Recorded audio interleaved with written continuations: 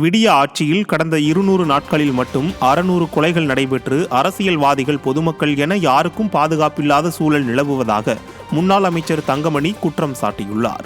நாமக்கல் மாவட்டம் ராசிபுரம் ஒன்றியத்துக்குட்பட்ட பகுதிகளில் அதிமுக சார்பில் உறுப்பினர் உரிமைச்சீட்டு வழங்குதல் மற்றும் ஆலோசனை கூட்டம் ராசிபுரம் ஒன்றிய செயலாளர் சேகர் தலைமையில் நடைபெற்றது.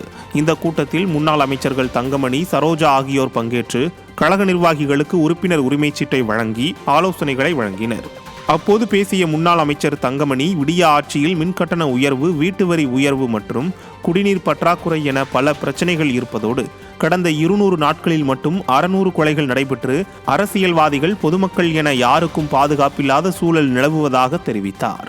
இந்த நிகழ்ச்சியில் கழக நிர்வாகிகள் பலர் கலந்து கொண்டனர். அதேபோல கொலை 200 நாட்களில் 600 கொலை நடந்திருக்கு. அரசியல்வாதிகளுக்கும் பாதுகாப்பில்லை. வீட்டில் வயதானவர்கள் யாராவது இருந்தார் என்று சொன்னால், கணவன் மனைவி இருந்தால் கொலை செய்து விட்டு அவர் கழுத்தில் இருப்பது, வீட்டில் இருக்கிறதெல்லாம் நீங்கள் தினத்தோறும் பார்த்து கொண்டிருக்கிறீர்கள். அத்தனை கொலைகள் நடைபெற்றுக் கொண்டிருக்கிறது. இதெல்லாம் இந்த ஆட்சி கேட்பதற்கு நாதி இல்லை. ஏன் என்று சொன்னால், 40 நாம் வெற்றி பெற்று விட்டோம், மக்கள் நம்ம பக்கம் இருக்கிறார் என்று சொல்லி சட்டத்தின் ஆட்சி நடப்பதற்கோ, இல்லை கஞ்சாவை கட்டுப்படுத்துவதற்கோ, போதைப் பொருள் கட்டுப்படுத்துவதற்கோ, இப்போ கள்ளச்சாராயை பிடிச்சி எத்தனை பேர் இருந்தாங்க, அவங்க நினைச்சிட்டாங்க 1 மாசம் போச்சு மக்கள்லாம் கள்ளச்சாராயத்தை மறந்துட்டாங்க என்று.